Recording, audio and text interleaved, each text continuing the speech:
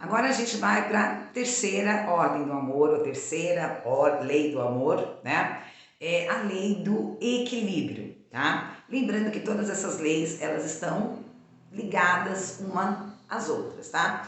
A lei do equilíbrio é extremamente importante para qualquer tipo de relacionamento, porque quando a gente fala de constelação, a gente está falando da forma com que a gente se relaciona dentro de um sistema familiar, dentro de um sistema empresarial, dentro de um sistema de amigos, enfim, tudo existe uma forma sistêmica, né, de se relacionar, tá? E na lei do equilíbrio é importantíssimo a gente entender como muitas vezes a gente atrai dificuldades e a gente se coloca em situações muito complicadas porque a gente de alguma forma ou dá demais ou dá de menos, tá? E isso é muito importante, tá? Então vamos entender, né? Quando a gente fala de constelação, a gente entende, né, que a gente quer harmonizar, a gente quer equilibrar, né? Quando uma pessoa dá demais, ela fica com crédito. Quando uma pessoa não dá ou dá de menos, ela fica em débito. E lembrando que o subconsciente ele está o tempo todo atuando, né? E vou dar aqui um exemplo para vocês entenderem, tá? Nós tivemos aqui um caso bastante interessante de um relacionamento, de uma garota muito legal. Ela foi a primeira da família que entrou na faculdade. Muito cedo ela comprou o apartamento dela, muito cedo ela ingressou num cargo público e foi ali, né, tendo promoções. Aí ela conheceu uma pessoa que era uma pessoa que não estava ainda estabilizada nem financeiramente, nem emocionalmente, casaram, tiveram os filhos e toda vez que ela melhorava, né, dentro do cargo dela, ela ajudava, né, o marido a subir. E isso foi indo até o momento em que ela já não tinha mais cargo para subir, só tinha um patamar, ela foi convidada para chegar naquele cargo, o mais top dos tops. O que ela faz? Ela sugere que ao invés dela ir para aquele lugar, vá o marido no lugar dela, né? E aí a situação degringolou de vez, houve traição, houve problema, uma série de coisas, e eles acabaram se separando, tá? E aí quando a gente fez a dinâmica da constelação foi muito interessante, porque toda vez que eu olhava para ela e que ela ajudava ele se sentia literalmente um bosta. Olha o que eu estou falando, né? Então, quanto mais ela na intenção de ajudar, de trazer ele junto, de fazer por ele se sentia incapaz, menosprezado, menos do que ela. Ele nem sabia disso, né? Porque é o subconsciente que está atuando. E pelo fato dele se sentir muito devedor para ela, como a gente fala, né? Muita areia para o meu caminhãozinho, né? De alguma forma, ele quis que essa situação, através de uma traição, né?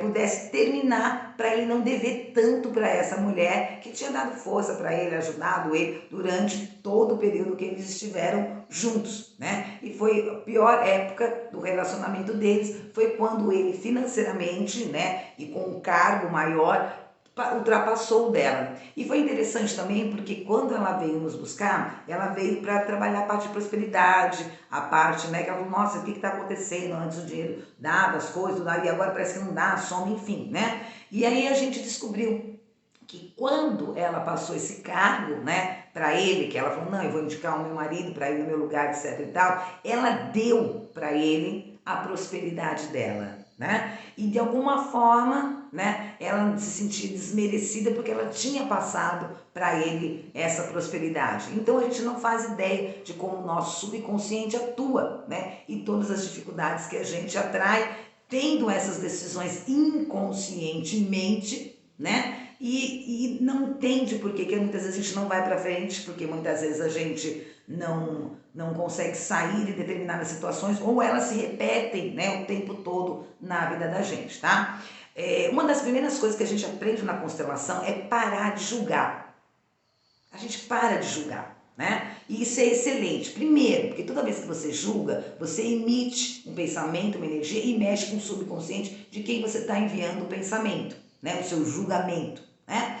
Então, você para de influenciar, né? De forma não clara, né? A pessoa da dificuldade dela, da limitação dela, do erro dela, do crime dela, etc.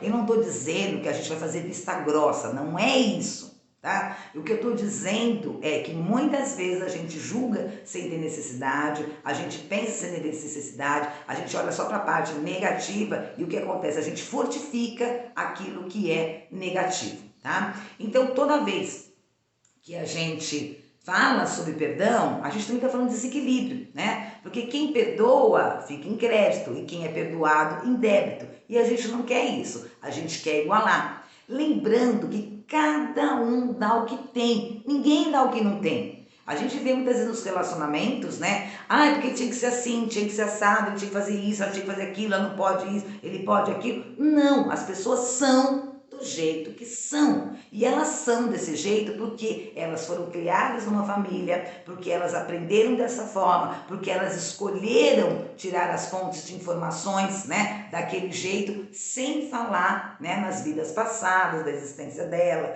e uma série de coisas que influenciam. Quando a gente vai pensar em influência, a gente é influenciado por uma série de coisas, né? Família é o primeiro que a gente está falando aqui, da constelação familiar. A gente é influenciado pelos astros, a gente é influenciado por um monte de energias, pelo inconsciente coletivo, pela mídia, por obsessor, por uma série de outras coisas, né? Então a gente é aquilo que a gente é e o outro é aquilo que é. Se você não consegue mudar você, por que você acha que vai mudar o outro? Não existe uma lógica para isso, né? E se cada um dá o que tem, ninguém acorda e fala, ó, hoje eu vou ferrar a vida das pessoas, hoje eu vou foder todo mundo, vou ser mau caráter,